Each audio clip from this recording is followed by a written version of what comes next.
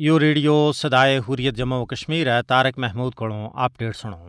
آج پوری دنیا میں جت لاپتہ بندھاں کو عالمی دن منائے جا رہے ہے اوت غیر قانونی طور پر بھارت کے زیر قبضہ جموں کشمیر میں بھارتی فوج کے زیر حراست ہزاراں کشمیری لاپتہ کیا جا چکے ہیں۔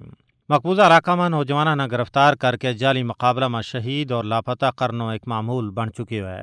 KMS کے مطابق مقبوضہ کشمیر میں 1990 تو لے کے اون تک کاٹ تو کاٹ 8,000 کشمیری زیر حراست لاپتہ کیا گیا ہے۔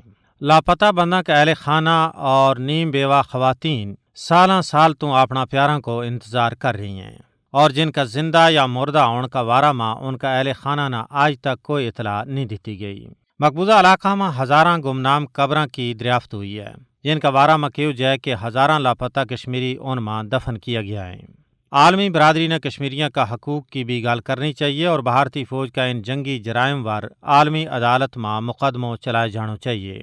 اگرچہ بھارت دنیا کی سب تو بڑی جمہوریت کو دعوے دار ہے لیکن نریندر مودی کی زیر قیادت بھارتی حکومت ہندوتوا نظریہ کی حامل ہے۔ مودی حکومت کی تمام پالیسی خطہ کے نویں تعلیمی پالیسی تک RSS کا نظریہ کی عکاس ہے۔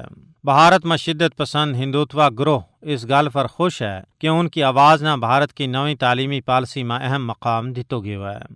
RSS چروکنی بھارتی تعلیمی نظام نہ ہندو نظریات کے مطابق ترتیب دینے کی کوششوں میں مصروف رہی ہے اور نویں تعلیمی پالیسی میں ہندوتوا تنظیمہ کا اکثر مطالبات نہ شامل کر لیو گیا ہے۔ RSS نال وابستہ بھارتیہ شکشان منڈل کو اس وارہ میں کہنا ہے کہ نویں تعلیمی پالیسی میں ان کا تقریباً 60-70% مطالبات براہ راست پورا کر دیتا گیا ہے۔ اس طرح ان بھارت کی نویں تعلیمی پالیسی میں RSS کو اثر صاف نظر آ رہا ہے۔ بھارت کی نویں تعلیمی پالیسی نے RSS کی حمایت یافتہ BJP حکومت کا اس مقصد نہ بے نقاب کر دیتو ہے کہ وہ بھارت میں رہنے والی اقلیت نہ دبانا چاہیں۔ مودی RSS کے مطابق بھارت کی تشکیل نو کر رہی ہے۔ مودی قیادت نہ صرف حکومتی بلکہ بھارت کا تمام ادارہ ور بھی RSS کی گرفت مضبوط کر رہی ہے۔ اپڈیٹ ختم ہوئے۔